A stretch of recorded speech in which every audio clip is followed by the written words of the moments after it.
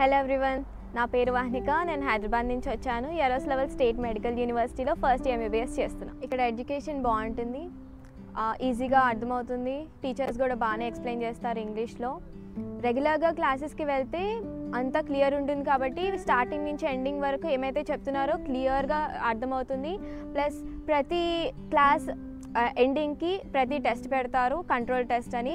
అంటే క్లాస్లో స్టార్టింగ్ నుంచి ఎండింగ్ వరకు అది ఆ రోజు క్లాస్లో ఏం చెప్పారో లాస్ట్కి మనం టెస్ట్ రాయాలి. ఇప్పుడు ఆ టెస్ట్లో ఏమైనా డెప్త్ పడితే క్లియర్ చేసుకోవచ్చు. అలా ఈజీ అవుతుంది కదా మనకు కూడా చదువుకోవడానికి. So I think everything is good. First ఇయర్లో సెమ్ బట్టి సబ్జెక్ట్స్ డిఫర్ అవుతాయి. ఈవెన్ అండ్ ఆడ్ గ్రూప్స్ కింద డిస్టింగ్విష్ చేశారు, చాలామంది ఉన్నారు కాబట్టి. సో ఫస్ట్ సెమ్లో ఈవెన్ గ్రూప్స్కి therapeutics, maths, physics, chemistry, biology, anatomy ఇవి.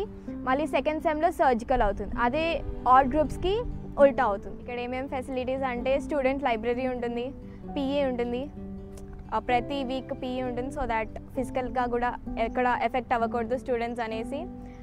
పర్లే అన్ని ఫెసిలిటీస్ ఉంటాయి. ప్లస్ రష్యన్స్ కూడా చాలా హెల్ప్ చేస్తారు. సీనియర్స్ హెల్ప్ఫుల్ ఉన్నారు, టీచర్స్, స్టాఫ్ అందరు కూడా హెల్ప్ఫుల్ ఉన్నారు. లోకల్లో షాపింగ్ అంటే ఎక్స్ప్లోర్ చేస్తే ఎంత ఎక్స్ప్లోర్ చేస్తే మనకు అంత నాలెడ్జ్ వస్తుంది. మాల్స్కి వెళ్ళి షాపింగ్ చేస్తాను అని అంటే ఇట్స్ నాట్ గుడ్. అంటే అక్కడే ఆగిపోకూడదు, మొత్తం అంతా ఎక్స్ప్లోర్ చేయాలి.